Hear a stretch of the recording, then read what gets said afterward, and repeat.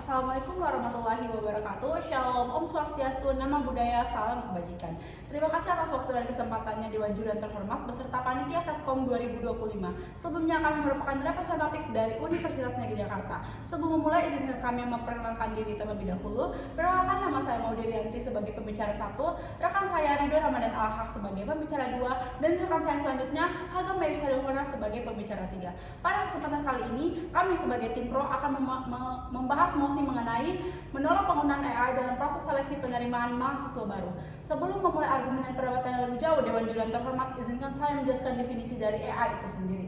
AI atau singkatan dari Artificial Intelligence atau biasa diartikan sebagai kecerdasan buatan, merupakan kemampuan suatu sistem atau mesin untuk menjalankan fungsi-fungsi kognitif layaknya manusia, seperti menganalisis informasi, menyerap pengetahuan dan data, serta menentukan hasil berdasarkan algoritma tertentu. Adapun menurut John McCarthy, AI merupakan program komputer untuk memodelkan teknik berpikir manusia dan mendesain mesin agar menirukan perilaku manusia. Namun Dewan Juri yang terhormat, penggunaan AI ketika diterapkan dalam proses seleksi mahasiswa baru muncul kekhawatiran bahwa keputusan yang diambil oleh AI meskipun tampak objektif tidak selalu mempertimbangkan aspek manusiawi seperti latar belakang personal, motivasi atau potensi yang tidak dapat diukur secara data. Oleh karena itu, Dewan Juri yang terhormat, penggunaan AI dalam seleksi penerimaan mahasiswa layak untuk ditolak karena mengabaikan dimensi penting yang seharusnya dinilai oleh manusia secara menyeluruh dan kontekstual.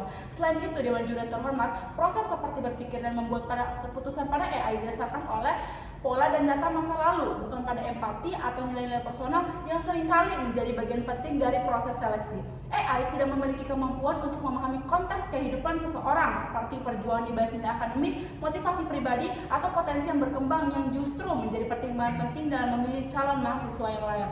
Ketika seleksi diserahkan kepada AI, Dewan Juri yang terhormat, prosesnya mungkin tampak efisien, tetapi bisa menjadi kaku dan tidak adil. Misalnya, seorang siswa atau siswi dengan latar belakang ekonomi yang kurang baik atau kurang beruntung bisa saja tidak lolos hanya karena data mereka tidak sesuai dengan pola yang dianggap ideal oleh algoritma. Dengan kata lain, Dewan Juri yang terhormat, kecerdasan buatan bukanlah jaminan suatu keadilan, melainkan alat yang bisa memperkuat bias yang sudah ada jika tidak diawasi dengan baik.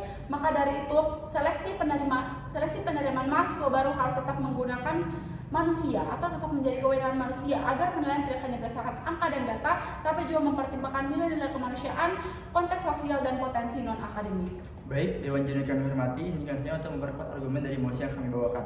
Menurut artikel yang diterbitkan Universitas Brawijaya, algoritma AI yang digunakan dalam sistem pendidikan, khususnya di Indonesia, seringkali dibentuk dari data historis yang bias. Hal ini menimbulkan kemungkinan seleksi berbasis AI akan cenderung lebih mendukung kepada profil mahasiswa dengan latar belakang tertentu, karena data algoritma yang digunakan tidak inklusif.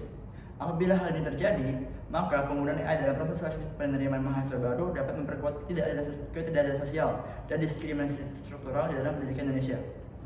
Menurut KBBI atau Kamus Besar Bahasa Indonesia, diskriminasi struktural adalah pembedaan perlakuan yang terhadap warga negara yang tertanam dalam sistem norma dan politik di suatu masyarakat. Selanjutnya, Dewan Juri yang kami hormati, penggunaan AI dalam proses seleksi penerimaan mahasiswa baru dapat mengganggu privasi dan keamanan data bagi peserta seleksi. Pasalnya, menurut hasil survei terbaru di tahun 2024 yang dilansir dari Mitra.id, hampir 50% organisasi ekonomi yang ada di Indonesia melaporkan pelanggaran dan kebocoran data akibat penggunaan AI. Dalam konteks pendidikan, ini berarti hampir seluruh data calon mahasiswa baru akan dikumpulkan dan dianalisis tanpa regulasi dan sistem keamanan yang ketat. Data tersebut rentan terhadap kebocoran dan penyalahgunaan privasi. Padahal, institusi pendidikan harusnya dapat lebih transparan dalam menjelaskan bagaimana data dikumpulkan, disimpan, dan digunakan. Regulasi seperti Undang-Undang Perlindungan Data Pribadi di Indonesia seharusnya menjadi penting untuk dijadikan landasan perbandingan dalam merumuskan penggunaan AI dalam seleksi penerimaan mahasiswa baru. Kurangnya transparansi dapat menimbulkan rasa kecurigaan dan hilangnya kepercayaan pada keputusan yang ada. Lalu, undang-undang yang membahas tentang regulasi AI juga belum banyak dibahas dalam UU di Indonesia. Hal ini menyebabkan kurangnya akuntabilitas dan upaya hukum jikalau terjadi keputusan yang tidak adil. Studi yang dilakukan selanjutnya, Dewan Juri yang kami hormati, penggunaan AI dalam proses seleksi penerimaan mahasiswa baru juga akan mengurangi lapangan pekerjaan yang ada di Indonesia. Argumen ini diperkuat dengan penelitian yang dilakukan di McKinsey Global Institute yang memproyeksikan pada tahun 2030 sekitar 357 pekerjaan di seluruh dunia akan digantikan oleh AI.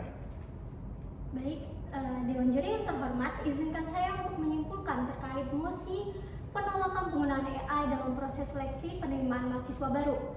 Dewan Juri yang terhormat, sebagaimana yang telah disampaikan oleh pembicara 2 tim Vanadium, bahwa hampir 50% adanya organisasi melaporkan adanya pelanggaran dan kebocoran data. Apabila hal tersebut terjadi pada bidang pendidikan, khususnya terjadi pada universitas, maka calon mahasiswa akan kehilangan identitas pribadi, nilai akademik, bahkan pola perilaku online. Sehingga akan ada banyak mahasiswa yang tidak mengikuti proses seleksi, yang dimana hal ini dapat memicu penurunan jumlah mahasiswa yang mendaftar ke universitas sehingga berdampak buruk bagi universitas itu sendiri. Oleh karena itu, Dewan Juri yang terhormat, kami tim Vanadium setuju dengan mosi penolakan penggunaan AI dalam proses seleksi penerimaan mahasiswa baru, karena AI seringkali mengandung bias dan tidak netral. Apabila tidak diantisipasi, maka akan memperkuat ketidakadilan sosial dan diskriminasi struktural. Selain itu, isu privasi dan keamanan data pribadi juga belum 100% terjamin karena rentan terhadap penyalahgunaan dan pelanggaran privasi. Dengan pertimbangan tersebut, kami tim Vanadium menegaskan bahwa penggunaan AI dalam proses seleksi penerimaan mahasiswa baru harus ditolak. Mesin tidak bisa menggantikan kepekaan manusia untuk menilai sesama manusia. Kita tidak sedang memilih data terbaik, kita sedang memilih manusia dengan masa depan. Terima kasih.